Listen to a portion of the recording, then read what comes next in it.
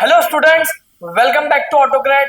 मैं शारिक डोकाडिया और आज हम कंटिन्यू कर रहे हैं फिजिक्स का नया चैप्टर जिसका नाम है human I and the colourful world. आप सभी को याद होगा लास्ट लेक्चर में human I and the colourful world, इस चैप्टर के लास्ट लेक्चर में हमने क्या क्या सीखा था।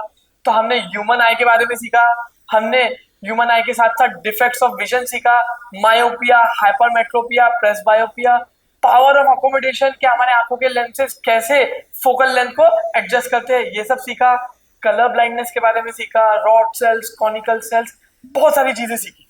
और ये सारी चीजों का जो वीडियो हमने बनाया था उसका लिंक मैंने डिस्क्रिप्शन में दे दिया है।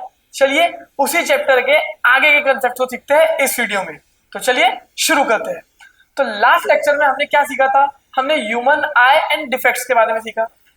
इस लेक्चर में, इस वीडियो लेक्चर में हम सीखेंगे refraction through prism, atmospheric refraction, why do stars twinkle, why do stars twinkle and planet does not twinkle. तो चलिए शुरू करते हैं। तो सबसे पहले हम स्टार्ट करते हैं refraction of light through a prism. आप सब रेडी है? तो चलिए बढ़ते हैं आगे। तो इन द 1600s में सर आइजैक न्यूटन ने एक एक्सपेरिमेंट किया। तो सर आइजैक न्यूटन ने क्या किया, एक कमरा पूरा सा डार्क कर लिया, एक रूम को पूरा डार्क कर लिया, डार्कन कर दिया, और एक छोटे से विंडो से एक छोटा सा होल लाइक स्ट्रक्चर बनाया और वहां से सनलाइट को आने दिया। और ये सनलाइट को इंसिडेंट किया उन्होंने एक ग्लास से बने हुए स्ट्रक्चर पे, जिसको हम कहते हैं प्रिज्म। प्रिज्म का डायग्राम यहाँ पे देख सकते हो स्टूडेंट्स। प्रिज्म कुछ इस तरीके से होता है, फ्लैट सर्फेसेस, एक फ्लैट सर्फेस, दूसरा फ्लैट सर्फेस, ऐसा नीचे भी फ्लैट एंड फ्रंट भी flat. This structure is called prism. ये स्ट्रक्चर पूरा सॉलिड ग्लास से बना है। कैसा बना है? सॉलिड ग्लास से। तो सर आइजैक न्यूटन ने क्या किया कि यहाँ से सर आइजैक न्यूटन ने प्रिज्म पे सनलाइट को इंसिडेंट किया, और फिर पता चला कि जब वो लाइट आ रही थी, व्हाइट लाइट प्रिज्म पे आ रही थी, तो वो अलग अलग कलर्स में डिस्पर्स हो गई, अलग अलग कलर्स में फैल गई। And this is nothing but dispersion of light. ये बहुत इंपॉर्टेंट कंसेप्ट है 10th CBSE के लिए, एनसीईआरटी की बुक में भी दिया है, बहुत इंपॉर्टेंट। तो हुआ क्या स्टूडेंट्स, एक व्हाइट लाइट प्रिज्म पे इंसिडेंट हुई, रिफ्रैक्शन हुआ। रिफ्रैक्शन भी हमने पढ़ा है, when when there is a change in direction of light due to change in medium, then this concept is called refraction of light। तो लाइट आई, एक व्हाइट लाइट आई, prism पे इंसिडेंट हुई और वो डिस्पर्स हो गई into 7 different component, 7 different colours, and this is nothing but dispersion of light. ये किसने डिस्कवर किया? ये सर आइजैक न्यूटन ने डिस्कवर किया in the year 1660s। Exactly गए तो 1666। ठीक है, तो एक बार हम पढ़ लेते हैं। In the 1660s sir Isaac Newton discovered that sunlight is made up of different colours. तो सनलाइट कितने कलर से बनी है स्टूडेंट? 7 डिफरेंट कलर से बनी है। और ये किसने डिस्कवर किया? सर आइजैक न्यूटन ने। This concept is called dispersion of light. This is the property of light, dispersion of light. चलिए आगे बढ़ते हैं। अब हम प्रिज्म के ऊपर जो डिस्पर्जन हो रहा है, प्रिज्म से जो डिस्पर्जन हो रहा है, उसको थोड़ा इन डिटेल स्टडी करेंगे। चलिए आप हैं मेरे साथ, लेट्स स्टार्ट। जैसा कि आप लोग देख पा रहे हैं, मैं पेन यूज कर लेता हूँ। ये हमने एक प्रिज्म लिया। प्रिज्म काय का बना होता है स्टूडेंट्स? ग्लास का, सॉलिड ग्लास का बना होता है प्रिज्म। और यहाँ जब प्रिज्म पे मैंने एक व्हाइट लाइट इंसिडेंट किया, हाँ मैं यहाँ पे रेड पेन से दिखा रहा हूँ लेकिन लाइट व्हाइट है। बहुत से बच्चों को कंफ्यूजन रहता है कि सर सनलाइट तो येलो कलर की होती है, तो ये गलत है। सनलाइट एक्चुअली व्हाइट कलर की होती है, हमारा परसेप्शन ऐसा है कि येलो है। देखिए मैं आपको एक एग्जांपल देता हूँ। जैसे अगर आप कोई घूमने गए, शिमला गए, कश्मीर गए, तो वहां पे स्नो से भरा हुआ पूरा माउंटेन है, तो स्नो कौन से कलर की होती है? व्हाइट कलर की। अगर सनलाइट येलो होती थी तो सनलाइट जब स्नो पे आती थी तो हमें स्नो भी येलो कलर का दिखता था, बट स्नो व्हाइट कलर का दिख रहा है। हेंस प्रूफ कि सनलाइट जो आ रही है, लाइट जो आ रही है, वो कौन से कलर की है? व्हाइट कलर की है। तो ये जो जब व्हाइट लाइट हमने इंसिडेंट की, इसको हटा देते, यहाँ पे जब हमने व्हाइट लाइट जब इंसिडेंट की प्रिज्म पे, तो पता चला रिफ्रैक्शन हुआ, लाइट बेंड हुई, और लाइट बेंड होने के साथ साथ डिस्पर्स हो गई इनटू 7 डिफरेंट कलर्स। आप यहाँ पे देख सकते हो, इनटू 7 डिफरेंट कलर्स, जिसमें रेड कलर सबसे ऊपर होता है एंड वॉयलेट कलर सबसे नीचे। अगर मैं कलर्स की बात करूं तो आपको पता है व्योर, लेकिन मैं उल्टा लिखता हूँ, चलो सीधा ही लिख देते, VIBGYOR, red being the top most and violet being the bottom most, right है, उल्टा आ रहा है, विब्योर कैसा है, नीचे से ऊपर। अगर आप देखोगे डायग्राम में स्टूडेंट्स, तो लाइट जो कलर सबसे ज्यादा बेंड हुआ वो कौन सा है, वॉयलेट कलर। आप देखिए लाइट आई और सबसे ज्यादा बेंड कौन सा हुआ, वॉयलेट कलर हुआ, और सबसे कम बेंड कौन सा हुआ, रेड कलर। तो इसके ऊपर क्वेश्चन आते हैं, the colour which reflects the most, सबसे ज्यादा रिफ्लेक्शन किसका हो रहा है, तो वॉयलेट का हो रहा है, एंड सबसे कम रिफ्लेक्शन किसका हो रहा है, तो रेड का हो रहा है, ये याद रखना। हाँ, यही वो 7 कलर है, मुझे पता है आपको पता है कि विबग्योर ही वही 7 कलर है जो रेनबो में दिखते हैं, एंड रेनबो फॉर्मेशन में भी यही कंसेप्ट यूज होता है students. This is nothing but dispersion of light. एक बार रिपीट, तो हमने व्हाइट लाइट इंसिडेंट किया प्रिज्म पे, प्रिज्म ने उसको रिफ्रैक्ट किया एंड डिस्पर्स किया इनटू 7 डिफरेंट कंपोनेंट। सपोज मैंने एक प्रिज्म को हाथ में रखा, कहाँ रखा, इस हाथ में रखा, और उस प्रिज्म पे लाइट आई, तो यहाँ पे मेरे आंख पे, मेरे ऊपर 7 डिफरेंट कलर्स दिखेंगे, समझा। चलिए, तो ये था nothing but refraction of light, by the way sorry dispersion of light. जब लाइट प्रिज्म से डिस्पर्स हो रही है तो कितने कलर्स आ रहे हैं, 7 कलर्स। सबसे ज्यादा रिफ्रैक्ट कौन सा हो रहा है, यस वॉयलेट सबसे ज्यादा रिफ्रैक्ट हो रहा है, सबसे कम रिफ्रैक्ट कौन सा हो रहा है, रेड, आपको डायग्राम में क्लियरली विजिबल है, और बाकी के कलर्स अकॉर्डिंगली डिस्पर्स हो रहे हैं, रिफ्रैक्ट हो रहे हैं। और कुछ पढ़ते हैं, रेड लाइट जो है ना स्टूडेंट्स, उसका वेवलेंथ सबसे बड़ा रहता है, सबसे लॉन्गेस्ट वेवलेंथ रहता है, हर कलर का अपना अपना वेवलेंथ है। तो रेड कलर का सबसे ज्यादा वेवलेंथ है, longest wavelength, and violet colour का सबसे शॉर्टेस्ट वेवलेंथ है। ऑब्वियसली ऊपर से नीचे आ रहे हैं हम, नीचे से ऊपर देखते हैं विबग्योर, तो विब का मतलब वॉयलेट का सबसे कम, फिर देन बढ़ रहा है बढ़ रहा है बढ़ रहा है, सबसे ज्यादा हो गया रेड का सबसे ज्यादा वेवलेंथ। मेरे साथ रिपीट करो स्टूडेंट्स, सबसे शॉर्टेस्ट वेवलेंथ किसका है, वॉयलेट का, एंड सबसे बड़ा वेवलेंथ किसका है, रेड का, लॉन्गेस्ट वेवलेंथ रेड का। ये आगे काम आने वाला है इसलिए रिपीट किया। This was nothing but dispersion of light. आपको डिस्पर्जन पे क्वेश्चन आ सकते हैं, आपको प्रिज्म पे से डिस्पर्जन कैसा हो रहा है इसका डायग्राम ड्रॉ करने के लिए भी आ सकता है, अर्लियर बोर्ड्स में पूछा गया है। तो चलिए आगे बढ़ते हैं। अब न्यूटन ने यहाँ पे शांति नहीं लिया, न्यूटन यहाँ पे शांत नहीं हुआ, उन्होंने और आगे एक्सपेरिमेंट किए। तो न्यूटन ने सोचा क्या होगा अगर हमने एक प्रिज्म के आगे एक और प्रिज्म रख दिया। तो ये जो एक्सपेरिमेंट है, ये जो एक्टिविटी है, एक्सपेरिमेंट कहेंगे, इसको कहते हैं हम इन्वर्टेड प्रिज्म। क्या कहेंगे इसको, इन्वर्टेड प्रिज्म। मैं लिख देता हूं स्टूडेंट्स, इन्वर्टेड प्रिज्म लिख देते हैं, इन्वर्टेड प्रिज्म। इन्वर्टेड मतलब क्या, उल्टा। एक सीधा प्रिज्म और एक सेम आइडेंटिकल प्रिज्म लिया और उसको उल्टा रख दिया, एक सीधा एक उल्टा, और इसी एक्सपेरिमेंट का नाम है इन्वर्टेड प्रिज्म। अब इसमें हो क्या रहा है, एक और चीज मैं आपको बता देता हूँ। बहुत से स्टूडेंट्स का कंसेप्शन मिसकंसेप्शन रहता है कि लाइट कोई भी ग्लास से डिस्पोज हो जाएंगी। देखिए, जब मीडियम चेंज होता है तो रिफ्लेक्शन होता है, हमने लाइट चैप्टर में पढ़ा है, राइट है। जब भी लाइट का मीडियम चेंज हो रहा है तो रिफ्लेक्शन हो रहा है। whenever there is a change in medium, there is a change in direction of light, and this is nothing but refraction of light.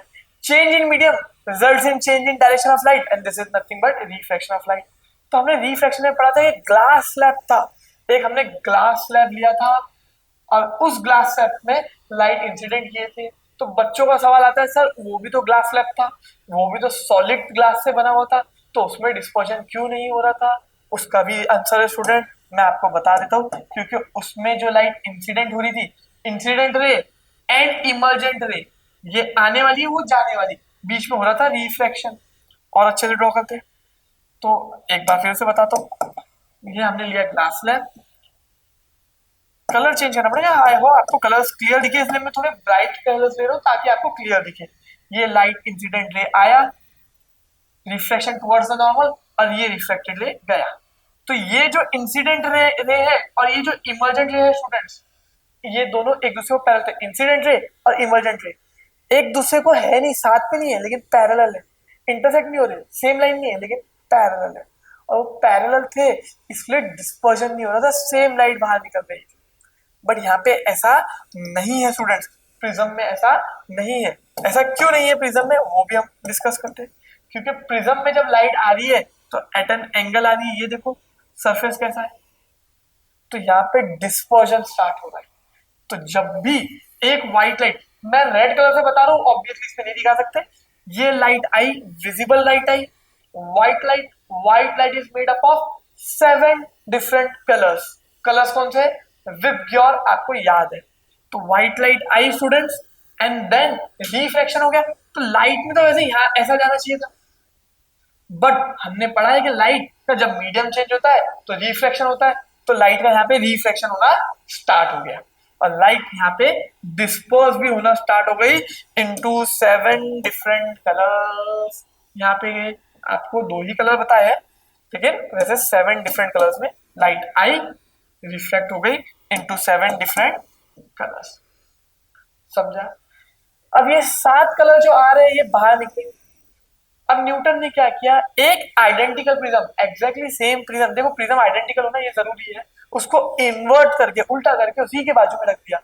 तो अब सेकंड प्रिज्म के लिए, ये प्रिज्म नंबर 1, ये प्रिज्म नंबर 2, सेकंड प्रिज्म के लिए incident ray क्या हो गई? इंसिडेंट रे मतलब इसके लिए जो लाइट आ रही है वो कौन सी हो गई? तो इसके लिए तो 7 अलग अलग कलर है, 1 2 3 4 ऐसे कितने कलर्स है? 7 डिफरेंट कलर्स है। चलो, तो ये प्रिज्म क्या करता है, वो 7 कलर्स लेता है एंड देन उसको रिफ्लेक्ट करके एक सिंगल कलर में, अच्छा डायग्राम में आपको क्लियर नहीं है, मैं आपको और क्लियर बता देता हूँ। यहां से जो लाइट निकलेगी बाहर स्टूडेंट्स, ये एक सिंगल कलर की रहेंगी। कैसी रहेंगी? एक सिंगल। चलिए हम अच्छे से ड्रॉ करके देखते हैं, क्योंकि ये एग्जाम में आ सकता है मेरे बच्चों। तो लेट्स स्टार्ट। तो यहाँ हम क्या बना रहे हैं? हम बनाएंगे एक प्रिज्म। क्या बना रहे हैं स्टूडेंट्स? एक प्रिज्म। चलो, तो ये मैंने ड्रॉ किया एक प्रिज्म। आई होप आपको दिख रहा हो, और अच्छे से करते हैं। हाँ, अब दिख रहा है प्रिज्म क्लियर। अब इसी को एक और प्रिज्म लिया, लेकिन इसको हमने कैसा कर दिया? इन्वर्ट कर दिया। ये हो गया इन्वर्टेड प्रिज्म। तो फर्स्ट प्रिज्म, सेकंड प्रिज्म। अब हम ड्रॉ करेंगे। सपोज यहां से व्हाइट लाइट आ रही है, हाँ मुझे पता है मैं येलो कलर में बता रहा हूं, बट आप उसको अज्यूम करोगे कि वो व्हाइट लाइट है। ये यहां से आई, व्हाइट लाइट इंसिडेंट हुई, करेक्ट। अब ये क्या होंगी? प्रिज्म पे जब इंसिडेंट हुई तो वो 7 डिफरेंट कंपोनेंट्स में डिस्पर्स होंगी। क्या होंगी? 7 डिफरेंट कंपोनेंट्स। तो सबसे कम रिफ्लेक्शन किसका होगा स्टूडेंट्स? सबसे कम रिफ्लेक्शन होगा रेड कलर का। ये हुआ रेड कलर का सबसे कम रिफ्लेक्शन। और सबसे ज्यादा रिफ्लेक्शन किसका होगा स्टूडेंट्स? तो वो होगा पर्पल कलर का। तो यहां से रेड कलर निकल रहा है और यहां से, सॉरी पर्पल नहीं, वॉयलेट कहना चाहिए था, वॉयलेट कलर निकल रहा है। ये हो रहा है डिस्पर्जन। वॉयलेट कलर फिर निकला और रेड कलर यहां से निकला, करेक्ट। मैं थोड़ा सा थीम चेंज करके देखते हैं, अब शायद आपको क्लियर हो जाए। नहीं, चलिए वही रखते हैं, ज्यादा बेटर। ठीक है,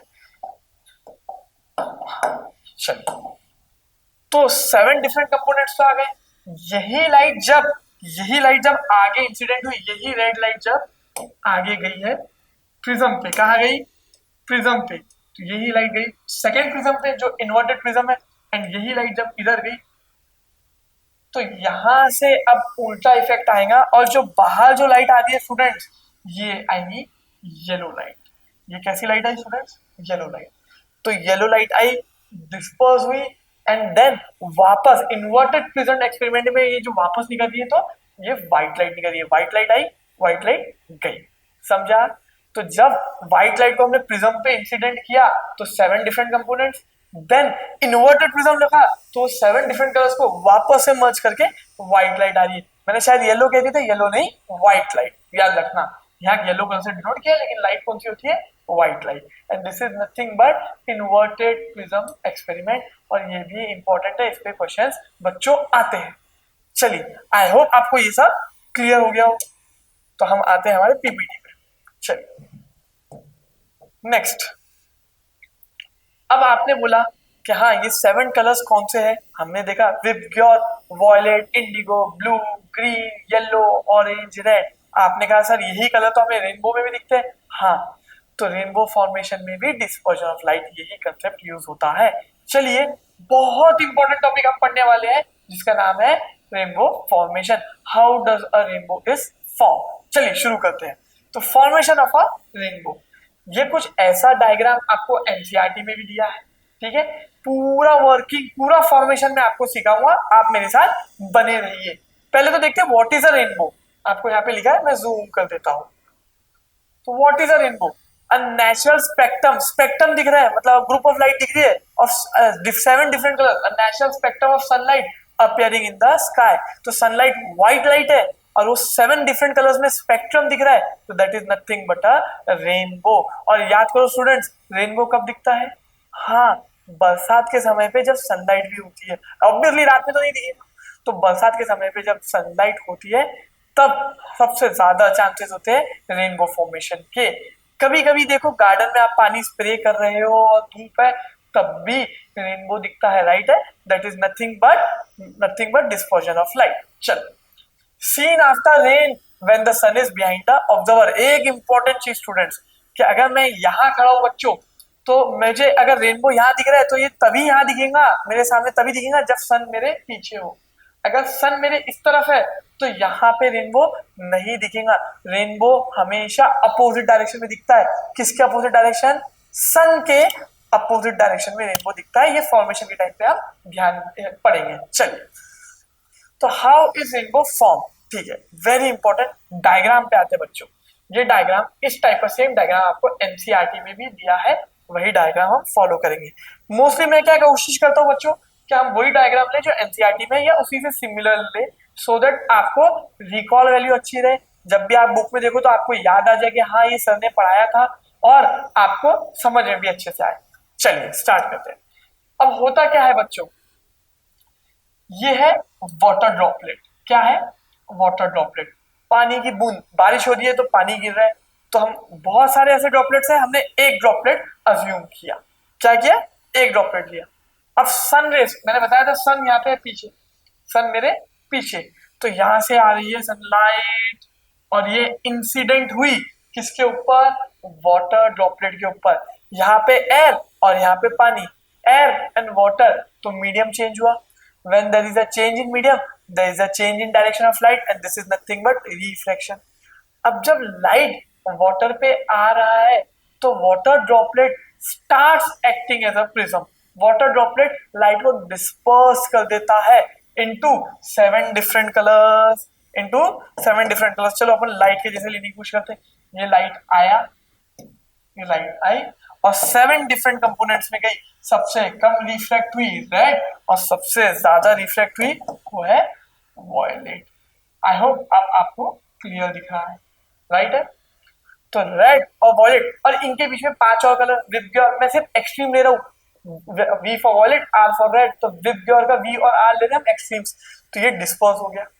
अब अंदर एक कंसेप्ट जो आता है कि लाइट एक ऐसे एंगल पे आ रही है जिससे लाइट का रिफ्रैक्शन नहीं, वाटर ड्रॉप के अंदर रिफ्रैक्शन तो थोड़ा हो ही रहा है, लाइट थोड़ी सी बाहर निकलेंगी ही, उसको बोलेंगे पार्शियल रिफ्रैक्शन।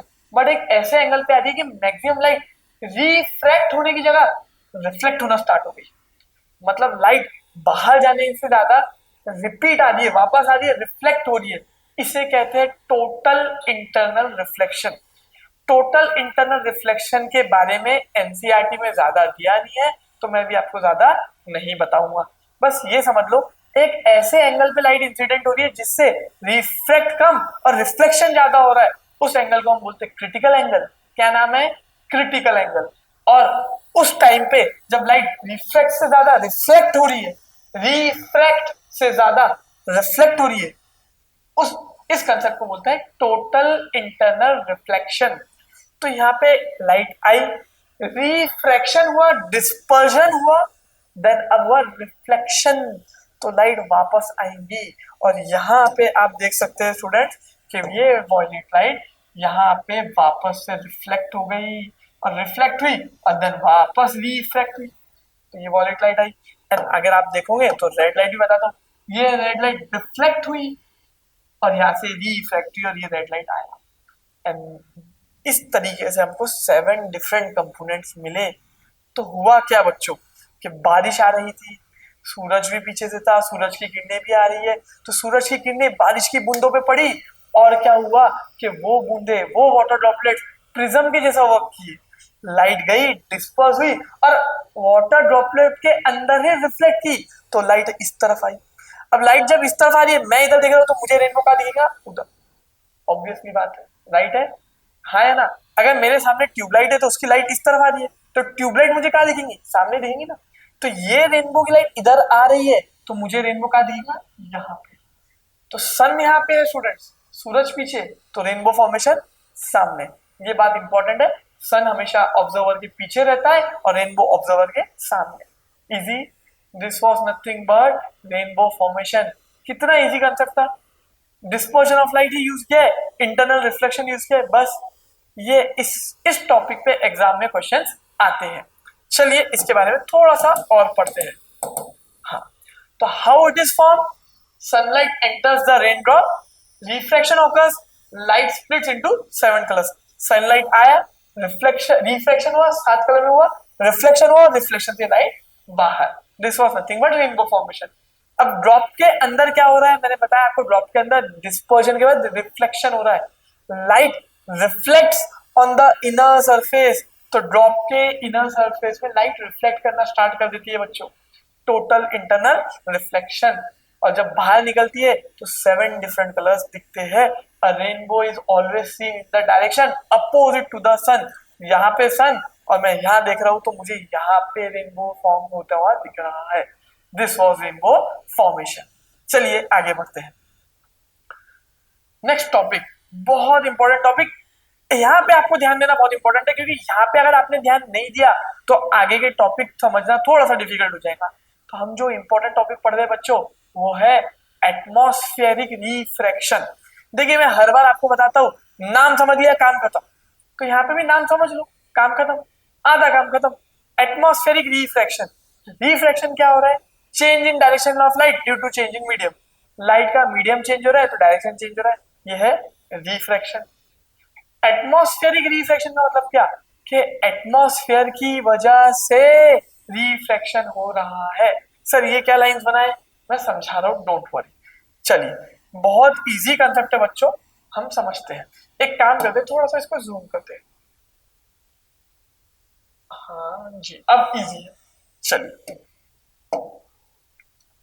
यहाँ पे ध्यान देना इंपॉर्टेंट है बच्चों, इंपॉर्टेंट कंसेप्ट। ये थोड़ा टेक्निकल कंसेप्ट है, ये समझ में आ गया तो इसके आगे के टॉपिक, सारे टॉपिक्स इजी हो जाएंगे। ठीक है, सपोज ये अर्थ की सरफेस है, क्या है ये? और अच्छे से लिखते हैं हम, ये है अर्थ सरफेस, अर्थ की सरफेस। डन। एंड यहाँ पे हम ऊपर जैसे जाते जा रहे हैं, तो ये हमारा एटमॉस्फेयर। अब हमें पता है what is atmosphere, it is a mixture of gases. हमारे आसपास एयर है, what is air, it is a mixture of gases, अलग अलग टाइप के गैस का मिक्सचर है। अब हमारे आसपास जो एयर है उसकी डेंसिटी थोड़ी ज्यादा है।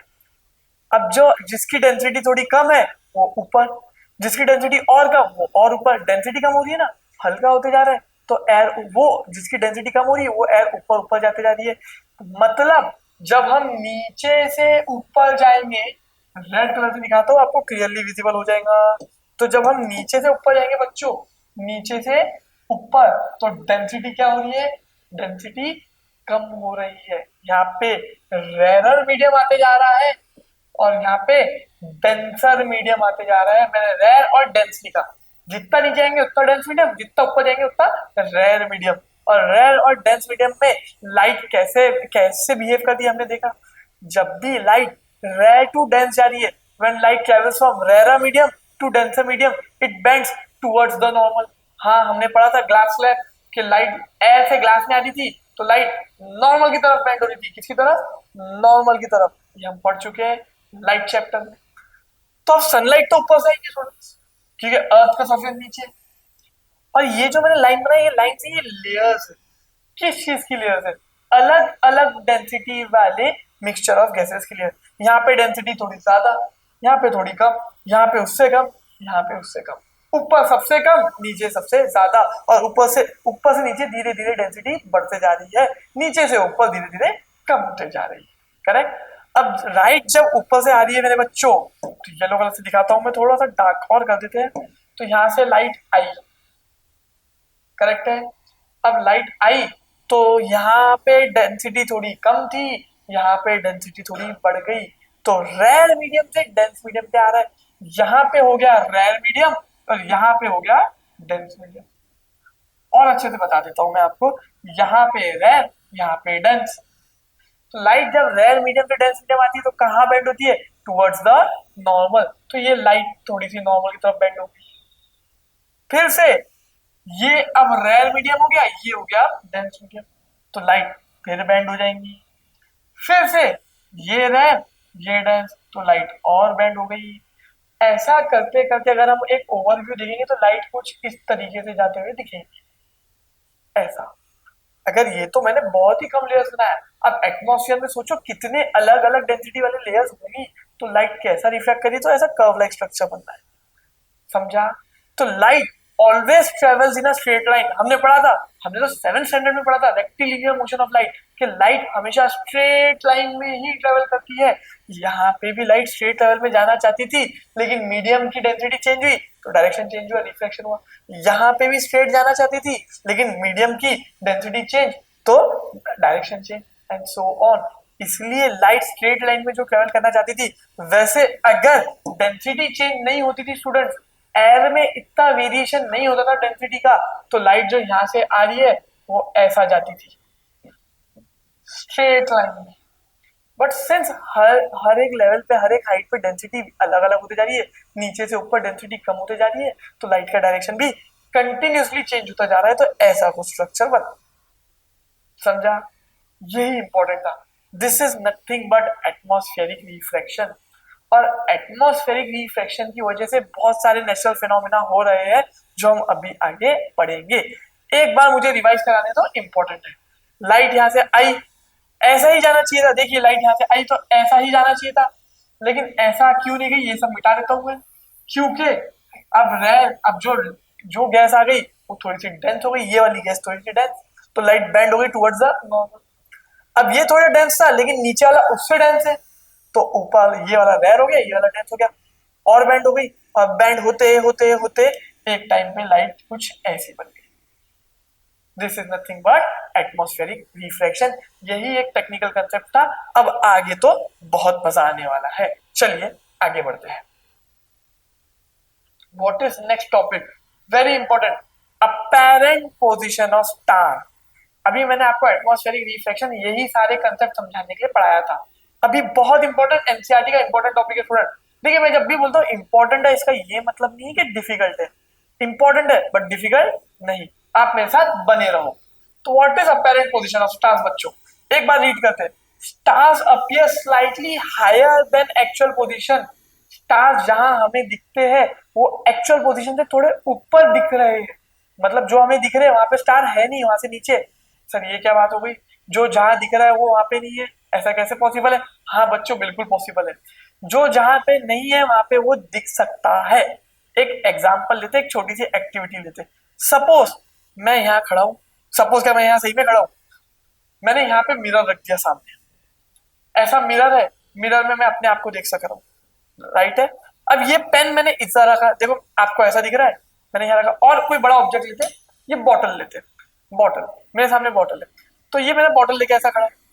अब मैं इधर देख रहा हूँ मिरर की तरफ, तो मुझे मेरे हाथ में बॉटल दिख रही है, मैं अपने आप को नहीं देख रहा हूँ। अभी मैंने अपने आप को भूल गया, मैं बॉटल की तरफ देख रहा हूँ, तो मुझे यहाँ पे बॉटल दिख रही है क्योंकि सामने मिरर है, यहाँ पे मिरर है, तो मुझे बॉटल कहाँ दिख रही है? इस तरफ, यहाँ सामने। बट वहां पे बॉटल है क्या? नहीं। तो जो चीज नहीं है वहां पे वो उस तरफ दिख रही है, बिकॉज ऑफ रिफ्लेक्शन। तो रिफ्लेक्शन की वजह से जो चीज वहां पे नहीं थी, जो ऑब्जेक्ट यहाँ पे नहीं था फिर भी यहाँ दिख रहा था, this was because of reflection. तो रिफ्लेक्शन की वजह से ऐसा हो सकता है, तो स्टूडेंट्स रिफ्रैक्शन की वजह से भी ऐसा हो सकता है, जो जहां नहीं है वहां पे दिखाई दे।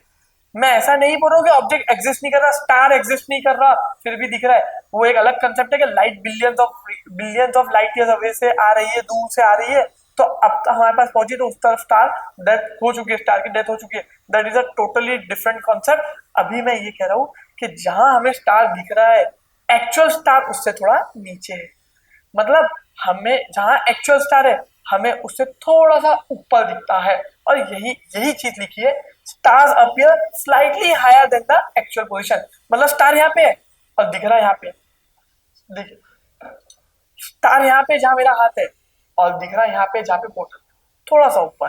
कैसे? तो ये है अर्थ। अर्थ के आसपास आप डिफरेंट शेड्स में जो लेयर्स देख रहे हो ना, ये मैंने बनाया है इसलिए आपको समझ में आए। ये एटमॉस्फेयर है पूरा, क्या है अर्थ के आसपास, एटमॉस्फेयर। एंड अलग अलग शेड्स में इसलिए बताया स्टूडेंट्स क्योंकि मैं दिखाना चाहता दे आर लेयर्स, अलग अलग डेंसिटी की लेयर। अभी हमने पढ़ा नीचे सबसे ज्यादा डेंसिटी, फिर कम फिर कम फिर come and so on, right है। अब यहाँ पे एक स्टार है, स्टार से लाइट आ रही है towards the sun, sorry towards the earth. दूर का स्टार है, स्टार से लाइट आई, चलो हम लेते हैं व्हाइट कलर, नहीं रेड कलर से लेते हैं, आपको दिखना चाहिए। तो स्टार से लाइट आ रही है, ये ऐसा, अरे लाइट आई नहीं, आ गई, स्टार से लाइट आ गई। मैं थोड़ा सा और उसको येलो कलर से आपको रिफाइन करके बताता हूँ, ये स्टार से लाइट आ रही है। अब जब स्टार से लाइट आती है तो हमने पढ़ा है कि light always travels in a straight line, तो वैसे तो इसमें ऐसा ही जाना चाहिए था, बट यहाँ पे क्या हो गया स्टूडेंट, रिफ्रैक्शन हो गया। कौन सा refraction, atmospheric refraction, rare to dense towards the normal, towards the normal, towards the normal. और अच्छे से बता दो, towards the normal, towards the normal, towards the normal. मैंने अभी आपको बताया वो एक कर्व लाइक स्ट्रक्चर दिखेगा। और यहाँ पे जो पर्सन है, यहाँ पे जो पर्सन खड़ा है उसको लाइट ये ऐसी दिख रही है। अब जब ये पर्सन देखेगा, ये जब पर्सन लाइट पे देखेगा तो यहाँ से उसको ऐसी लाइट आ रही है स्टार से, तो जब ये स्टूडेंट ये पर्सन देखेगा तो इसको स्टार यहां दिखेगा, क्योंकि वो लाइट ऐसी देखना चाहता है। एक बार मैं आपको है ना अच्छी तरीके से ड्रॉ करके ही बताता हूँ, क्योंकि ये आपको और अच्छे से समझना चाहिए। हमें प्रिज्म के बारे में पढ़ा था।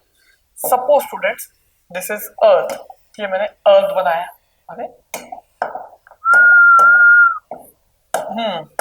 एंड ये सेवन येलो लाइट, ठीक है। तो ये हमने अर्थ ड्रॉ किया, अर्थ, करेक्ट। अर्थ के आसपास क्या है स्टूडेंट्स, एटमॉस्फेयर, वो भी ड्रॉ कर देते। ये है एटमॉस्फेयर जिसमें बहुत अलग अलग लेयर्स है, ऊपर कम डेंसिटी, नीचे नीचे आते आते हाई डेंसिटी। अब यहाँ पे कहीं तो भी एक स्टार भी हम ड्रॉ कर लेते हैं, ये है एक स्टार, इजी। अब स्टार से लाइट आ रही है बच्चों, तो हम लाइट भी येलो कलर से ही लेते हैं। तो ये light I, light always travels in a straight line, but यहाँ पे हो गया refraction, atmospheric refraction. Atmospheric refraction हो रहा है तो लाइट क्या हो गई, बेंड हो गई टुवर्ड्स द नॉर्मल, तो नॉर्मल की तरफ बेंड होते जा रही है लाइट, और लाइट का रिफ्रैक्शन हो गया कुछ इस तरीके से, लाइट का रिफ्रैक्शन हो गया कुछ इस तरीके से, समझा। तो जो व्यक्ति यहाँ पे खड़ा है उसके लिए तो लाइट ऐसी जा रही है, तो उसको स्टार यहाँ पे दिख रहा है, ओरिजिनल पोजीशन से थोड़ा ऊपर। And this is nothing but apparent position of star. चलिए शुरू करते हैं एक बार फिर से हमारे स्लाइड्स पर। तो स्टार एक्चुअली यहाँ पे दिख कहाँ पे रहा है स्टूडेंट, थोड़ा ऊपर। जब एक्चुअल पोजीशन से जब स्टार थोड़ा ऊपर दिख रहा है, this is nothing but apparent position, यहाँ पे स्टार दिख रहा है और है कहाँ पे, यहाँ पे। So this is nothing but apparent position of star या apparent position of star। तो एक्चुअली ये वो विजन के लिए, ये विजन का डायरेक्शन है कि यहाँ पे जो पर्सन खड़ा है ये उसके लिए विजन है कि वो यहाँ देख रहा है। लेकिन लाइट कैसे आ रही है स्टूडेंट्स, स्टार की लाइट यहाँ से ऐसी आ रही थी लेकिन वो रिफ्लेक्ट होके ऐसी गई, समझा। चलिए आगे बढ़ते हैं, तो नेक्स्ट टॉपिक इज, ये था apparent position of stars. Next topic is twinkling of stars. हाँ, तारे ट्विंकल करते हुए लगते हैं ना, स्टार्स हमें ट्विंकल करते हुए दिखते हैं, तो ऐसा क्यों होता है, स्टार्स ट्विंकल क्यों करते हैं। और क्वेश्चन बहुत बार ये भी आता है कि स्टार्स ट्विंकल करते हुए दिखते हैं बट प्लैनेट्स ट्विंकल करते हुए नहीं दिखते, ये भी हम पढ़ेंगे। तो अब क्या हो रहा है स्टूडेंट्स, अब स्टार से लाइट तो आ रही है, मैं आपको ड्रॉ करके बता देता हूँ। स्टार से बहुत सारी लाइट तो आ रही है, ये लाइट आई, लाइट आ रही है। अब एटमॉस्फेयर में अलग अलग लेयर, यहाँ पे रेयर, फिर डेंस, फिर डेंस, फिर डेंस। अब ये जो लेयरिंग है, ये जो डेंसिटी है, ये हमेशा कंसिस्टेंट नहीं रहेंगी, एक जैसी नहीं रहेंगी। ये बहुत सारे फिजिकल फैक्टर्स पे डिपेंड करती है, टेम्परेचर, प्रेशर, विंड, ये सब पे डिपेंड करती है। टेम्परेचर कम ज्यादा तो डेंसिटी कम ज्यादा, प्रेशर कम ज्यादा तो डेंसिटी कम ज्यादा, विंड की स्पीड कम ज्यादा, डेंसिटी कम ज्यादा, राइट है। ये सारे फैक्टर्स पे डिपेंड करती है। तो जब लाइट आ रही है ऑब्जर्वर की तरफ तो रिफ्रैक्ट हो रही, करेक्ट है, रिफ्रैक्ट हो रही, लेकिन ये रिफ्लेक्शन कंटिन्यूसली चेंज होता जा रहा है। क्यों चेंज होता जा रहा है? क्योंकि ये जो एयर है कोई ना कोई लेयर की डेंसिटी कंटिन्यूसली चेंज हो रही है। जब बहुत ज्यादा हवा चलती है तो स्टार्स भी ट्विंकल करते हुए ज्यादा दिखते हैं। तो डेंसिटी कंटिन्यूस चेंज तो रिफ्रैक्शन कंटिन्यूस चेंज, ऊपर नीचे ऊपर नीचे ऊपर नीचे। तो लाइट जब हमारे आंखों में आ रही है तो दिख रही है, लाइट हमारी आंखों में आई तो दिखी, नीचे गई तो नहीं दिखी, ऊपर गई तो नहीं दिखी, आंखों में आई तो दिखी। तो यहाँ पे लाइट दिख रहा है, स्टार दिख रहा है, ट्विंकल होता हुआ दिखा, फिर ट्विंकल, फिर दिख रहा है, फिर ट्विंकल। इसी की वजह से स्टार्स ट्विंकल करते हैं कि continuous there is a change in density in the atmosphere. Slight change है लेकिन रिफ्लेक्शन हो रहा है। This is nothing but twinkling of the stars. एक बार पढ़ते, caused by continuous refraction of starlight through turbulence layer of air। बहुत सारी टर्बुलेंट लेयर है जिसकी डेंसिटी बार बार चेंज होते जा रही है, उसी की वजह से ट्विंकल करता हुआ दिख रहा है। The stars brightness and position seem to change. Brightness and position कम होती है, टिमटिमाते हुए दिख रहे, ज्यादा कम ज्यादा कम। Twinkling is more prominent on clear night is strong air turbulence. जब हवा ज्यादा है और नाइट भी क्लियर है तब ट्विंकलिंग ज्यादा प्रोमिनेंटली दिखाई देती है। एक इंपॉर्टेंट सवाल बच्चों, एक important concept, why do planets do not twinkle? Stars twinkle कर रहे हैं, planet do not twinkle. Planet भी हमें स्टार जैसे दिखते हैं, मर्क्यूरी वगैरह दिखता है, बट वो ट्विंकल क्यों नहीं करते? वेरी इंपॉर्टेंट, क्योंकि प्लैनेट खुद एक सोर्स ऑफ लाइट नहीं है। स्टार्स जो है वो सोर्स ऑफ लाइट है, प्लैनेट खुद एक सोर्स ऑफ लाइट नहीं है। तो प्लैनेट हमें स्टार्स के जैसे कैसे दिखते हैं हमारे नेकेड आई से? ऐसा लगता है स्टार जब हमारे नेकेड आई से जब मार्स वार्स देखो ना, दिखते हैं, कभी कभी दिखते हैं, वीनस मार्स ऐसे दिखते हैं, कॉन्स्टलेशन जब बनता है दिखते हैं। तो ये हमें हमें हमें पता नहीं रहता कि ये स्टार है कि प्लैनेट है, लेकिन प्लैनेट ट्विंकल नहीं करते, फिर स्टार जैसे क्यों दिखते हैं? प्लैनेट के पास खुद की लाइट होती है क्या? नहीं। तो फिर स्टार जैसे दिखते कैसे? क्योंकि दूसरे स्टार्स की लाइट, सन की लाइट उन पे पड़ रही है और वो लाइट को रिफ्लेक्ट कर रहे हैं। तो प्लैनेट्स क्या कर रहे हैं? लाइट को रिफ्लेक्ट कर रहे हैं, और स्टार्स खुद की लाइट दे रहे हैं। तो stars are the source of light, planets source of light नहीं है। अब प्लैनेट पे कई सारी लाइट आ रही है, प्लैनेट पे कई सारी लाइट आ रही है, और वो कई सारी लाइट, कई सारे पॉइंट्स रिफ्लेक्ट हो रहे हैं। तो मिलियंस ऑफ लाइट की लाइट्स आ रही है प्लैनेट पे, और मिलियंस ऑफ पॉइंट्स है वो रिफ्लेक्ट हो रही है। और इसी रीजन की वजह से हमें प्लैनेट्स ट्विंकल करते हुए नहीं दिखते हैं। नहीं समझा? अभी समझाता हूँ। स्टार से लाइट आ रही है, तो स्टार से जो लाइट आ रही है वो हम एक पॉइंट सोर्स कंसीडर करते हैं। तो ये अगर हमारे आंखों में आई तो ठीक है, जब रिफ्लेक्शन से ऊपर नीचे गई तो स्टार ट्विंकल करते हुए दिख रहे हैं। बट अगर कोई प्लेनेट है बच्चों, तो इस प्लेनेट पे मिलियंस ऑफ लाइट्स आ रही है, और वो मिलियंस ऑफ लाइट रिफ्लेक्ट होकर हमारी आंखों में आ रही, मिलियंस, लाखों। कभी कभी कुछ कम हो जाती, कभी ज्यादा हो जाती, लेकिन 100% से जीरो ना हो जाए, पूरी जीरो हो जाए, ऐसा नहीं हो सकता। और सारी की सारी लाइटें हमारी आंखों में आ रही है, ऐसा भी नहीं हो सकता। और कुछ भी नहीं आ रही, ऐसा भी नहीं हो सकता, चांसेस कम है कि कुछ भी लाइट हमारे आंखों में ना आए। ये लाखों लाइट जो यहाँ पे प्लेनेट पे आई, रिफ्लेक्ट हुई हमारी तरफ, मेरी तरफ आई, ये लाखों पॉइंट सोर्सेस जो रिफ्लेक्ट होके मेरी तरफ आए, उसमें से 0% मेरी आंखों में आए, इसके चांसेस बहुत कम है। और 100 के 100% मेरी आंखों में आए, इसके चांसेस भी बहुत कम है। तो हो सकता है कुछ परसेंट ऑफ लाइट रिफ्लेक्ट हो गई तो उसकी वजह से मुझे नहीं दिख रहा, लेकिन कुछ परसेंट मेरी आंखों में अभी भी दिख रहा है। तो इसलिए हमें प्लेनेट कंटिन्यूसली दिखते हैं, ट्विंकल करते हुए नहीं दिखते। लाखों millions of sources of light यहाँ पे आई प्लेनेट पे, और वही million of sources of light reflect करी, और तो अलग अलग मिलियन लाखों लाइट्स आ रही है। तो कुछ लाइट रिफ्लेक्ट कर रही है, कुछ कम कर रही है, तो बहुत ज्यादा चांसेस है कुछ ना कुछ लाइट तो मेरे आंखों में आ ही रही है कंटिन्यूसली। और कंटिन्यूसली लाइट मेरे आंखों में आ रही है मतलब वो मुझे दिख रहा है, और दिख रहा है मतलब ट्विंकल नहीं कर रहा है। बट स्टार एक पॉइंट के जैसा है, स्टार एक पॉइंट के जैसा है, तो आंखों में आया तो दिखा, नहीं आया तो ट्विंकल, फिर आया तो दिखा, फिर नहीं आया तो ट्विंकल। और यही होता है स्टार्स का ट्विंकल करना और प्लैनेट्स का ट्विंकल ना करना। ये सब क्यों हुआ? एटमॉस्फेरिक रिफ्रैक्शन की वजह से। चलिए नेक्स्ट टॉपिक, इजी था, थोड़ा सा टॉपिक बचा है, उसके बाद ये चैप्टर समाप्त। चैप्टर बहुत छोटा सा था, चलिए आगे बढ़ते हैं। Next topic is advance sunrise and advance sunset. Sir ये क्या हो गया? सनराइज और सनसेट एडवांस हो रहा है? यस स्टूडेंट्स, कि सन राइज करने से पहले भी हमें दिखना स्टार्ट हो जाता है और सेट होने के बाद भी दिखता है। सर ये क्या बोल रहे हो, सुन लो। ये अर्थ है, ये जो मैंने लाइन ड्रॉ किया students, this is nothing but horizon, जिसको हम हिंदी में क्षितिज कहते हैं। मैं इसको थोड़ा सा जूम करके बताता हूँ।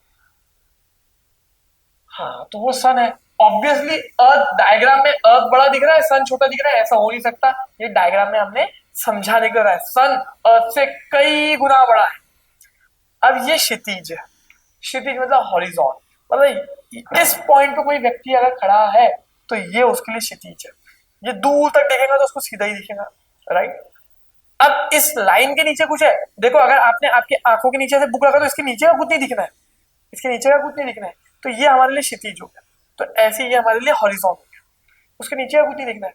अब सन जब नीचे है तो वैसे तो लॉजिकली नहीं दिखना चाहिए, कोई चीज नीचे है हमारे आंखों से नीचे तो नहीं दिखना चाहिए ना, लेकिन सन नीचे होने के बाद भी हमें दिखना स्टार्ट हो जाता है। सर हमें ऐसा झुक के देखे तो ये झुक के नहीं देखना है, अर्थ बहुत बड़ा है, झुक के नहीं देख सकते। तो ऐसा क्या हो रहा है, नथिंग बट एटमॉस्फेरिक रिफ्रैक्शन।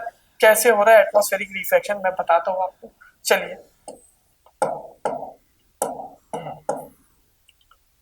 तो ये सन की लाइट ऐसी जानी चाहिए थी, करेक्ट है, लेकिन ये एटमॉस्फेयर में आ रहा है, मतलब रिफ्रैक्शन स्टार्ट हो गया, एटमॉस्फेरिक रिफ्रैक्शन हो रहा है, और ये एटमॉस्फेरिक रिफ्रैक्शन से लाइट ऐसी जा रही है, हाँ है ना। और अच्छे से मैं आपको समझाऊं तो आपकी बुक में जैसा दिया वैसा समझाता हूं। तो ये सन की लाइट बेटा ऐसी आ रही थी, सन की लाइट ऐसी आ रही थी, अरे आई नहीं, सन की लाइट चली गई, अंधेरा हो गया, ला लेते हम वापस हमारे ही हाथ में। हाँ तो ये जैसा बुक में दिया वैसा डायग्राम, पहले वाला भी करेक्ट था लेकिन जैसा बुक में दिया हम वैसा फॉलो करेंगे। तो ये सन की लाइट आई एटमॉस्फेयर में, राइट है। अब एटमॉस्फेरिक रिफ्रैक्शन होगा, जो मैं आपको रेड कलर से इंडिकेट कर रहा हूं, ये हो गया एटमॉस्फेरिक रिफ्रैक्शन। अब लाइट यहाँ पे आ रही, ट्विंकलिंग ऑफ द स्टार भी सेम कंसेप्ट है बच्चों, sorry twinkling of the star नहीं, अपैरेंट पोजीशन ऑफ स्टार भी सेम कंसेप्ट है। सन क्या है, क्लोजेस्ट स्टार टू अस, अर्थ से सबसे क्लोजेस्ट स्टार क्या है, सन। तो अगर आपको वो कंसेप्ट नहीं समझा था तो अब समझ में आएगा, दोनों सेम ही कंसेप्ट है एक तरह से। Apparent position of sun, apparent position of star बोलो या एडवांस सनराइज एंड सनसेट बोलो, एक ही बात है, सेम कंसेप्ट चल रहा है एटमॉस्फेरिक रिफ्लेक्शन का।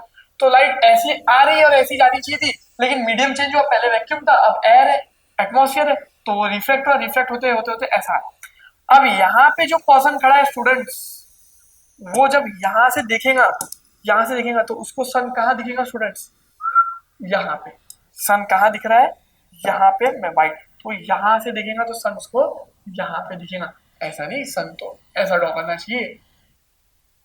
तो सन है नीचे, दिख रहा है ऊपर, तो सन हॉरिजॉन हमारे क्षितिज पे, हम एक तुम बिल्डिंग के टेरिस में चले जाओ, जितना दूर देख सकते, जितना दूर, एक पॉइंट ऐसा आएगा जैसे तुमको जमीन और आसमान एक होते हुए दिखेंगे, एक लाइन दिखेगा, उसको हम बोलते हैं क्षितिज, हॉरिजॉन। अब वहां से नीचे एक्चुअल में नीचे है सन, लेकिन अब तुमको दिखना स्टार्ट हो गया because of atmospheric refraction, and this is called advance sunset and advance sunrise. और सनसेट के टाइम पे भी यही होता है कि सन क्षितिज से नीचे डूब चुका है फिर भी दिख रहा है। ये कितनी देर के लिए दिखता है, 2 मिनट्स, अप्रोक्सीमेटली 2 मिनट्स के लिए। आप एक बार इसका स्क्रीनशॉट ले लीजिए, ये इंपॉर्टेंट है, क्योंकि पीपीटी में आपको ये डायग्राम से दिखेंगे जो मैंने ड्रॉ किया। चलिए एक बार रीड करते हैं students, advance sunrise, advance sunset. We see the sun about 2 minutes before it actually rises and 2 minutes after it has set. Sun rise होने से 2 मिनट पहले दिखना स्टार्ट हो जाता है और सन सेट होने के बाद भी 2 मिनट तक दिखता है। This is nothing but advance sunrise and advance sunset due to bending of sunlight by the atmosphere. कितना इजी कंसेप्ट था। चलिए आगे बढ़ते हैं। Next very important topic students, Tyndall effect. वैसे ये आपने 9th में भी पढ़ा है, केमिस्ट्री में पढ़ा है वैसे तो, लेकिन हम इस बार भी रिपीट करते हैं, very important. What is Tyndall effect, एक बार रीड करते हैं, डायग्राम दिया है मुझे पता है, एक बार रीड करते हैं। What is Tyndall effect, scattering of light by colloidal particles in a medium. Colloidal particles क्या है, ये बहुत इंपॉर्टेंट है। कोलाइड्स याद करो, 9th में पढ़ा है हमने, कोलाइड्स। कोलाइड्स वो पार्टिकल होते हैं, हेट्रोजेनियस मिक्सचर, अलग अलग चीजों का मिक्सचर, अलग अलग टाइप के पार्टिकल्स का मिक्सचर। फॉर एग्जांपल हम लेते हैं milk, milk is the mixture, last year 9th में पढ़ा है, उसमें अलग अलग टाइप के पार्टिकल्स है, प्रोटीन्स है, फैट्स है एंड सो ऑन। तो ये सारे जो छोटे छोटे पार्टिकल्स है अलग अलग है, इसलिए हमने कहा हेट्रोजीनियस मिक्सचर। कैसा है? हेट्रोजीनियस। तो ये कोलाइड हेट्रोजीनियस मिक्सचर है। जब कोलाइडल मीडियम पे लाइट आती है तो इतने छोटे पार्टिकल्स है कि वो लाइट को स्कैटर कर देते हैं, लाइट को फैला देते हैं। तो छोटे छोटे पार्टिकल्स जब आते हैं उन पे लाइट आती है तो लाइट फैलना शुरू हो जाती है, और this is nothing but scattering of light, और इसी को बोलते हैं टिंडल इफेक्ट। हाँ, कभी कभी ऐसा होता है ना कि खिड़की से हमें लाइट आते हुए दिख रही है, सूरज की किरणें दिख रही है, उसमें छोटे छोटे धूल के पार्टिकल्स दिख रहे हैं, छोटे छोटे डस्ट पार्टिकल्स दिख रहे हैं। This is nothing but Tyndall effect. Usually ये फॉरेस्ट में होता है, जहाँ ट्रीज की कैनोपी रहती है वहां से लाइट आती दिखती है। यहाँ पे देखो, ये फॉरेस्ट, हाँ, ये पूरे लीव्स की एक कैनोपी है, उसमें से लाइट आते हुए दिख रही है। हाँ हाँ, क्या खूबसूरत दिख रहा है। This is nothing but Tyndall effect. ये लाइट दिख क्यों रही है? वैसे मैं बाहर गया तो लाइट दिखनी ही नहीं, लाइट नहीं दिखती, नॉर्मल लाइट दिख रही है नहीं, हमें हर चीज दिख रही है, लेकिन लाइट, हाँ, सूरज से लाइट आते हुए मेरी आंखों में दिख रही है, ऐसी रेस डायरेक्टली नहीं दिखती, कभी कभी दिखती है। कब दिखती है? वो जो रेज होती है, वो रास्ता होता है, वो कब दिखता है? जब उनके बीच में छोटे छोटे पार्टिकल्स आ जाए। तो this is nothing but Tyndall effect. ये घर में भी होता है। अब मैंने बताया आपको, खिड़की से, ये देखो, ये देखो, खिड़की से सनरेज ऐसी मस्त एकदम डिजाइन बना के आ रही है, रेस दिख रही है। Nothing but Tyndall effect. Tyndall effect क्यों हुआ? कोलाइड्स के जो पार्टिकल्स थे उसने उसको स्कैटर कर दिया, लाइट को स्कैटर कर दिया, और इसी को हमने बोला Tyndall effect. It makes the path of light visible when it passes through a colloid. तो लाइट का जो पाथ है, लाइट का जो रास्ता है, उसको विजिबल बना देता है जब वो कोलाइड से, लाइट जब कोलाइड से कोलाइड करती है। तो Tyndall effect as evidence that colloid scatters light. Tyndall effect ही ये सबूत है, ये एविडेंस है कि छोटे छोटे पार्टिकल लाइट को स्कैटर कर सकते हैं, लाइट को फैला सकते हैं। अब अच्छा, कोलाइड का डेफिनेशन भी लिखा है, क्या बात है। Colloid is a type of mixture where small particles called the dispersed phase are evenly spread throughout the another substance। पूरे इसमें पहले में छोटे छोटे पार्टिकल्स, मैंने मिल्क का एग्जांपल लिया बच्चों, पूरे इसमें छोटे छोटे पहले में छोटे छोटे particles. These are nothing but colloid. 9th में हमने इंडेप्थ पढ़ा है, व्हाट आर कोलाइड्स, मिक्सचर भी पढ़ा है। चलिए, डेली लाइफ के एग्जांपल, स्कैटरिंग के, टिंडल इफेक्ट के डेली लाइफ के example. Beam of sunlight through visible through a dusty room. अगर इस रूम में मैंने पूरी धूल धूल कर दिया, यहाँ पे चौक के पार्टिकल्स, पहले ना व्हाइट बोर्ड होता, सॉरी ब्लैक बोर्ड हुआ करता था, तो चौक के पार्टिकल्स स्कूल में उड़ते थे, फिर लाइट आती थी दरवाजे से, तो सन की रेज का पूरा रास्ता दिखता था, पूरा पाथ दिखता था। This was nothing but Tyndall effect. Next, headlight in fog और मिस्ट। हाँ, कार तुम चला रहे हो, बाइक चला रहे हो, बाइक नहीं चलाना, लाइसेंस नहीं है आप लोगों के पास अभी तक, तो बाइक चल रही है, कार चल रही है, उसकी जो हेडलाइट है नहीं भी चल रही है और हेडलाइट चालू है, और बाहर पूरे पार्टिकल्स है, डस्ट पार्टिकल्स है, तो उसमें पूरा लाइट का एक रास्ता दिखता है। Nothing but Tyndall effect. Next, अगर मैं आपको कभी वीडियो भी अपन कोशिश करेंगे कि यूट्यूब शॉर्ट में एक लेजर लाइट से टिंडल इफेक्ट भी दिखाए। Next, light rays through the trees in a forest. मैंने अभी आपको डायग्राम दिखाया, फोटो दिखाया डायग्राम में, कि फॉरेस्ट में झाड़ों में से जो लाइट आ रही है, कैनोपी में से जो लाइट आ रही है, Tyndall effect. Next, blue colour of the sky, very important. आसमान नीला क्यों है? अलग अलग लोग शायरी करते हैं, आसमान नीला क्यों है, पानी गीला क्यों है। पानी गीला क्यों है ये तो नहीं पढ़ेंगे, आसमान नीला क्यों है, why the sky is blue, ये जरूर पढ़ेंगे। तो blue colour of the sky, this is also a very important example of Tyndall effect, और ये हमारा सेकेंड लास्ट टॉपिक। चलिए, यहीं पे सवाल आता है, why the sky is blue, आसमान नीला क्यों दिखता है? वैसे तो आसमान जो गगन है उसका कोई कलर नहीं है। आप जब स्पेस में गए, आप एक रॉकेट में बैठे, इसरो ने को बोला, इसरो मुझे लॉन्च करो, इसरो ने लॉन्च कर दिया, आप स्पेस में गए, चांद पे गए या स्पेस में गए, तो वहां से जब आप आसमान को देखेंगे तो सिर्फ और सिर्फ ब्लैक कलर का दिखेगा। आप स्पेस में गए तो आपके ऊपर जो भी दिख रहा है वो कैसे दिख रहा है, स्पेस जो दिख रहा है वो कौन सा कलर का दिख रहा है, ब्लैक। चांद पे गए, मून पे गए, स्पेस कौन सा कलर का दिख रहा है, ब्लैक। लेकिन अर्थ पे आए तो स्पेस कौन सा कलर का दिख रहा है, ब्लू। और ये जो ब्लू कलर का स्पेस दिख रहा है, इसी को कहते हैं स्काई। तो रीजन है why the sky is blue. बहुत इंपॉर्टेंट क्वेश्चन है, why the sky is blue. हमने देखा white light is made up of 7 different colours. White light is made up of 7 different colours. VIBGYOR, violet, indigo, blue, green, yellow, orange, red. इसमें violet की सबसे कम wavelength और red की सबसे ज्यादा wavelength, right है। चलिए, तो स्काई ब्लू क्यों है अभी फिर से पढ़ते हैं। Sunlight is made up of 7 colours, अभी बताया। When sunlight enters the Earth's atmosphere, देखिए मैंने बोला स्पेस से, सॉरी स्पेस में आप गए तो आपको स्पेस ब्लैक कलर का दिख रहा, चांद पे आपने गए और ऊपर देखे तो आपको स्पेस ब्लैक कलर का दिख रहा, लेकिन धरती से ब्लू कलर का क्यों दिख रहा है? दिन के समय वो भी देखते हैं, क्योंकि जब सनलाइट तो दिन के समय ही आएंगे ना ऑब्वियसली, तो when sunlight enters earth atmosphere it scatters. Light है, अर्थ के एटमॉस्फेयर छोटे छोटे पार्टिकल्स है, तो सनलाइट क्या हो जाती है, स्कैटर हो जाती है, फैल जाती है। It scatters in all direction. किसकी वजह से फैलती, by air molecules and dust particle. धूल के कण की वजह से, डस्ट पार्टिकल एयर में छोटे छोटे मॉलिक्यूल्स है, उसकी वजह से स्कैटर हो जाती है। एस चांद नाम का एक पब्लिकेशन है, आप वो बुक पढ़ना जरूरी है बच्चों, बोर्ड्स के लिए, सीबीएसई बोर्ड्स के लिए। तो एस चांद ने क्या लिखा है कि नाइट्रोजन एंड ऑक्सीजन के molecules are mainly responsible for scattering the light. Nitrogen और ऑक्सीजन के मॉलिक्यूल्स ही ये लाइट को स्कैटर ज्यादातर करते हैं। तो हर डायरेक्शन में लाइट स्कैटर हो गई। टिंडल इफेक्ट हमने पढ़ा है, तो लाइट तो स्कैटर हो रही है। Blue light has a shorter wavelength and it is scattered much more than other colours. Red light के कंपैरिजन में, ऑरेंज लाइट, ग्रीन लाइट के कंपैरिजन में ब्लू लाइट के, ब्लू के शेड्स के जो वेवलेंथ होती है वो शॉर्ट होती है, हमने पढ़ा है। तो शॉर्टर वेवलेंथ दूर तक फैलती है, दूर तक जाती नहीं है, दूर तक स्कैटर होती है। और वो जब ब्लू लाइट फैल रही है तो हमें आसमान कौन से कलर का दिखेगा बच्चों, ब्लू कलर का दिखेगा। And this is the reason why the sky is blue, क्योंकि ब्लू लाइट सबसे ज्यादा स्कैटर हो रही है। This is also called as Rayleigh scattering effect. Scientist के ऊपर नाम रखा गया रेलेस स्कैटरिंग इफेक्ट। मैं लिख के नहीं दे रहा हूँ क्योंकि आपकी बुक में नहीं है, आपके सिलेबस में नहीं है। ये है कि why the sky is blue.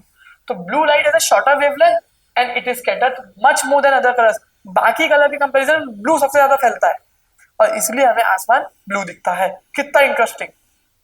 So we see more blue color light coming from different direction in the sky and hence the sky appears blue. इसी की वजह से स्काई ब्लू कलर का दिखता है।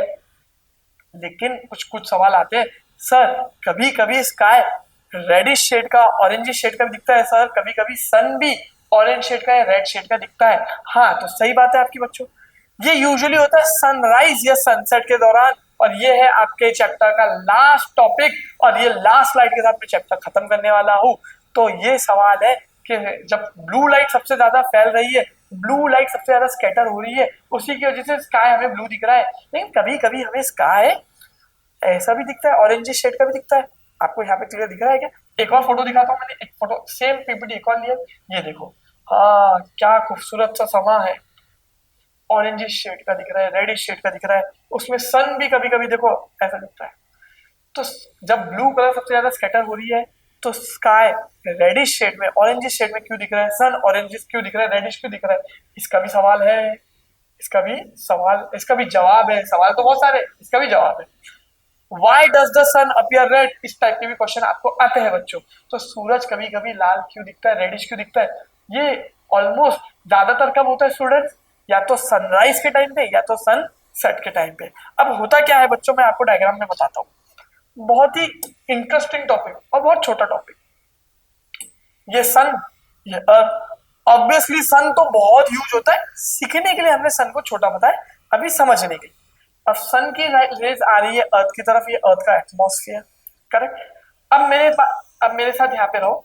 सपोज सन, थोड़ा हम क्या करते हैं डायग्राम नजदीक मिलाते ताकि आपको और क्लियर दिखे। हाँ दिख रहा है ना आपको बच्चों? चलो कहाँ गई मेरी पेन? तो यहाँ पे सन है।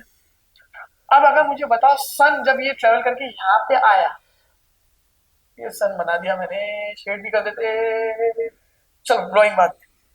तो मुझे बताओ स्टूडेंट्स, लाइट कहाँ, लाइट को सबसे ज्यादा ट्रेवल कहाँ करना पड़ रहा, यहां से इस तरफ कि यहां से इस तरफ? ऑब्वियसली इधर।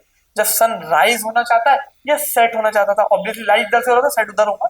मैं इस तरफ ही बता रहा हूँ। तो जब सन राइज होने वाला था, सन जब राइज होने वाला था या सन जब सेट होने वाला था, तो लाइट को सबसे ज्यादा ट्रेवल करना पड़ता है। अगर आपको व्हाइट कलर से नहीं दिख रहा हो तो मैं रेड कलर से भी बता देता हूँ। तो यहां से सबसे ज्यादा ट्रेवल है एज कम्पेयर टू यहां से, राइट है। तो लाइट को सेट होने के टाइम पे या सनसेट के टाइम पे और सनराइज के टाइम पे सबसे ज्यादा ट्रेवल करना पड़ता है।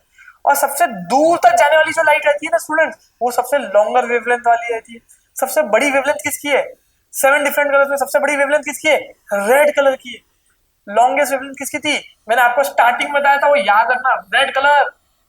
रेड कलर की सबसे लॉन्गेस्ट वेवलेंथ होती है, इसलिए वो दूर तक ट्रेवल कर सकती है। देखना लेजर लाइट रेड कलर दूर तक ट्रेवल करती है। आप देखेंगे तो सिग्नल्स वगैरह, डेंजर लाइट जो भी होती है, जहाँ पे डेंजर सिग्नल देना है, वो यूजुअली रेड कलर की लाइट से क्यों देखते हैं? क्योंकि वो फॉग में या भी कोई भी कंडीशन हो उसमें दूर तक जाए और क्लियरली विजिबल हो। तो रेड कलर की वेवलेंथ सबसे लॉन्गेस्ट होती है, इसलिए वो दूर तक जा सकती है। अब यहाँ पे सारे कलर की लाइट आ रही है और स्कैटर हो जा रही है, लेकिन रेड लाइट जो है ना सबसे दूर तक जा रही है और इसीलिए सन रेड कलर का दिख रहा है। लेकिन जब यहाँ पे आ रही है लाइट तो यहाँ पे सब आ रहा है, सारी लाइट आ रही है, इतना स्कैटरिंग नहीं हो रहा है क्योंकि डिस्टेंस कम हो गया। डिस्टेंस कम हो गया तो सारी लाइट ट्रेवल कर सक रही है, और सारी लाइट जब साथ में आती, 7 डिफरेंट कलर जब साथ में आते तो व्हाइट कलर दिखता है। इसलिए नहीं सर हमें सन येलो कलर का दिखता है, नहीं एक्चुअली व्हाइट कलर का रहता है।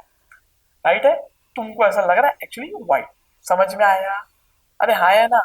इसलिए यही रीजन है कि कभी कभी हमें सन रेड दिखता है। और मैंने आपको बताया सन रेड कब अपीयर होता है, यूजुअली सनसेट और सनराइज के टाइम पे। ये रीड करेंगे और चैप्टर में करेंगे समाप्त। At sunrise and sunset the sun is near the horizon. अभी बताया मैंने हॉरिजॉन के नजदीक है, लेकिन यहां से कंपैरिजन में डिस्टेंस कम है, यहाँ डिस्टेंस ज्यादा है। Sunlight has to travel through a longer distance in the earth atmosphere. देखो अर्थ और सन का डिस्टेंस कम ज्यादा नहीं हो रहा है एक दिन में। मैं क्या बोल रहा हूँ, सनलाइट को एटमॉस्फेयर ऐसा जाएगा तो ज्यादा ट्रेवल करना पड़ेगा, ऐसा आएगा तो कम ट्रेवल करना पड़ेगा।